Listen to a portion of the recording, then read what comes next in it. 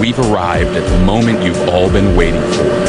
But if you blink, you might miss it. This bike is the undisputed king of the road, combining advanced aerodynamics with groundbreaking technology. Our #1 wonder of motorcycles is the Suzuki Hayabusa, a wonder of speed.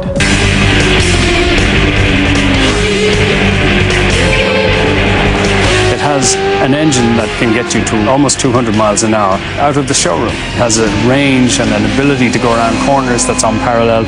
It is, in one single motorcycle, I suppose, the epitome of high-tech motorcycle engineering. It had almost a hawk-like appearance. In fact, Hayabusa in Japanese means falcon.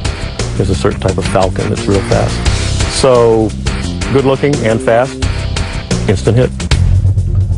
Almost 500 pounds of highly aerodynamic plastic, aluminum, and steel, the Hayabusa can pierce through the air like a speeding bullet.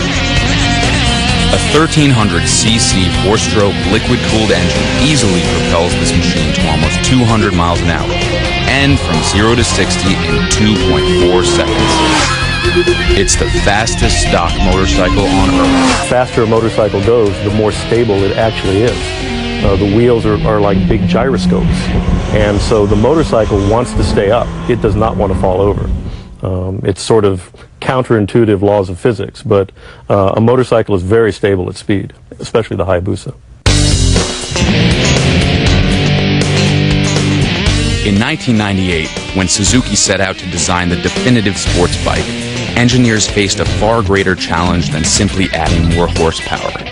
It's very easy to build an engine with a lot of horsepower, but to achieve the speeds that they were trying to get, it really took a lot more, and it really took them a lot of time in the wind tunnel in trying to create a bike that was very aerodynamic and with a low coefficient of drag.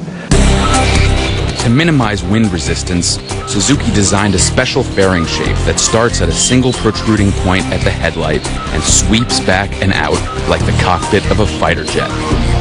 Fairing is that bodywork which makes it cut through the air more cleanly, as opposed to, if my chest is hitting the air, that's not very aerodynamic.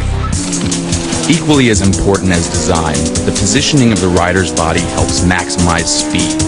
The motorcycle, unlike some machinery, is actually more aerodynamic with a rider on it, so it even accentuates the importance of a rider making himself aerodynamic on these motorcycles. At the Willow Springs racetrack in Southern California, Suzuki racer Rad Greaves shows us how he rides the Hayabusa. The rider basically fills in that void from the windshield to the back seat.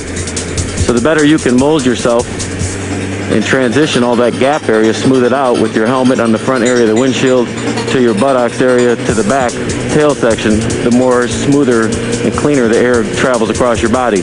When the rider sits on it and crouches over into that aerodynamic fast position, it's as if the rider and the bike become as one. You may be wondering how in the world you stay on something going this fast. Greaves says it's thanks to the perfect synergy of body and design. Well, the faster you get going, the more your thighs squeeze into the bike, and that's why the gas tank is shaped like it is as well, to hold you on. So it's mostly done with the legs and the thighs, and that's the unique thing about this motorcycle, is the contour of the inside of it. When rocketing at speeds close to 200 miles an hour, each turn can be your last. Cornering on the Hayabusa without crashing is all about timing and balance. Watch how Greaves leans the bike sharply into each turn, scraping the ground with his knee. The knee is actually your only way of feeling you becoming one with the motorcycle. It is just you and this motorcycle, and you're all one. It's almost like this motorcycle needs you. It has to have you in that knee on the ground in order to capture its full potential in cornering. For Greaves, the Hayabusa is the world's most exhilarating ride. When you get going super fast, it's like a whole nother level. The minute you get on that motorcycle and do your first couple laps, your adrenaline is just up for the whole rest of the day. And it's almost a state of euphoria when you're going down a super fast straightaway. The public had a similar reaction in 1999 when the Hayabusa was unleashed. It looked like it belonged on the racetrack, but for just $10,000, anyone could experience this street-going missile. The Hayabusa has been a big hit since its introduction. Everybody seems to like it. It's been very well accepted in the marketplace, and we see a really good future for it as well.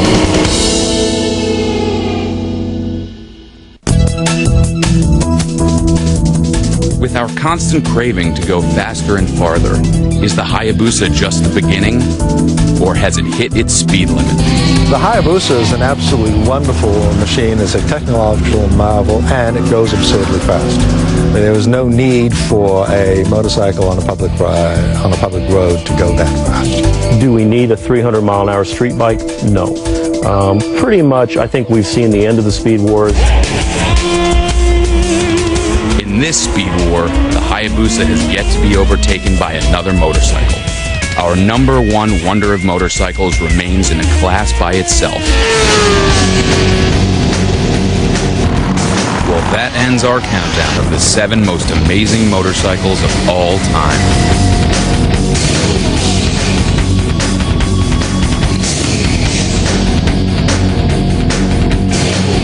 At least until the next two-wheel wonder roars past, pointing the way to the future.